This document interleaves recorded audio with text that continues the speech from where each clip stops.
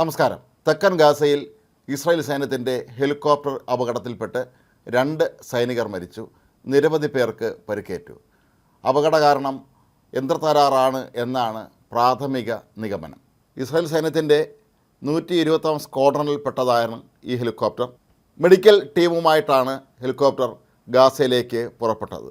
ഹെലിപ്പാഡിൽ ഇറങ്ങുന്നതിനിടെ helicopter നിയന്ത്രണം വിട്ട് മറിയുകയായിരുന്നു എന്നാണ് ദൃക്സാക്ഷികൾ പറയുന്നത്. ഉച്ചയ്ക്ക് 12:30 കൂടിയാണ് സംഭവം നടന്നത്. ഹെലികോപ്റ്റർ അപകടത്തിൽപ്പെട്ടതിന് പിന്നിൽ ആരുടെയും ആക്രമണമല്ല എന്ന് ഇസ്രായേൽ സൈന്യം വ്യക്തമാക്കിയിട്ടുണ്ട്. അപകടത്തിൽ ഹെലികോപ്റ്റർ പൂർണ്ണമായും തകർന്നിട്ടുണ്ട്. ഈ ഹെലികോപ്റ്റർ ഉണ്ടായിരുന്ന മറ്റ് യാത്രക്കാരിൽ പലരുടെയും നില ഗുരുതരമാണ്. ഹെലികോപ്റ്ററിൻ്റെ പൈലറ്റും അതിൽ യാത്ര ചെയ്തിരുന്ന ഒരു ഡോക്ടറുമാണ് മരിച്ചത്.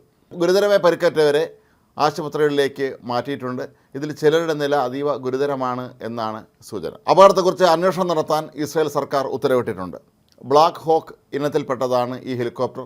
യുദ്ധമുന്നണിയിലും മറ്റും വളരെ വിജയകരമായി ദൗത്യങ്ങൾ ഏറ്റെടുത്ത് നടത്തുന്നതിന് സൈന്യം പൊതുവെ ഉപയോഗിക്കുന്ന ഹെലികോപ്റ്ററാണ് ഇത്. ഒരുപക്ഷെ യന്ത്രത്തകരാർ കാരണമായിരിക്കാം ഹെലികോപ്റ്ററിന് ലാൻഡിങ്ങിനിടയിൽ ഇങ്ങനെ ഒരു അപകടം സംഭവിച്ചത് എന്നാണ് കരുതപ്പെടുന്നത്. സാധാരണയായി സൈനികരെ എത്തിക്കുന്നതിനും മറ്റ് സ്ഥലങ്ങളിലേക്ക് കൊണ്ടുപോകുന്നതിനുമൊക്കെയാണ് ഇത്തരത്തിലുള്ള വലിയ ഹെലികോപ്റ്ററുകൾ ഇസ്രായേൽ സൈന്യം ഉപയോഗിക്കുന്നത്. ഗാസയിൽ മെഡിക്കൽ സംവിധാനങ്ങൾക്കായും ഹെലികോപ്റ്ററുകൾ ഉപയോഗിക്കാറുണ്ട്. പരിക്കേറ്റവരെ പെട്ടെന്ന് തന്നെ അടുത്തുള്ള ആശുപത്രികളിൽ എത്തിക്കുന്നതിനും അതുപോലെ ഇസ്രായേലിലേക്ക് കൊണ്ടുപോകുന്നതിനും ഒക്കെ തന്നെ ഇത്തരത്തിലുള്ള ഹെലികോപ്റ്ററുകളാണ് ഇസ്രായേൽ സൈന്യം ഇപ്പോൾ ഉപയോഗിക്കുന്നത്. ഇതേവരെ 2000-ഓളം സൈനികരെയാണ് ഗാസയിൽ പരിക്കേറ്റതിനെ തുടർന്ന് ഹെലികോപ്റ്ററിൽ വിവിധ ആശുപത്രികളിലേക്ക് എത്തിച്ചിട്ടുള്ളത്. ഏതായാലും പെട്ടെന്നുണ്ടായ ഈ ഒരു അപകടം ഇസ്രായേൽ സൈന്യത്തെ അമ്പരപ്പിച്ചിട്ടുണ്ട്. പക്ഷേ ഇത് ഹമാസ് തീവ്രവാദികളുടെ ഹിസ്ബുള്ളയുടെ ഒന്നും തന്നെ ആക്രമണത്തിൻ്റെ ഫലമായിട്ടല്ല ഈ അപകടമുണ്ടായത് എന്നാണ് പ്രാഥമിക നിഗമനം.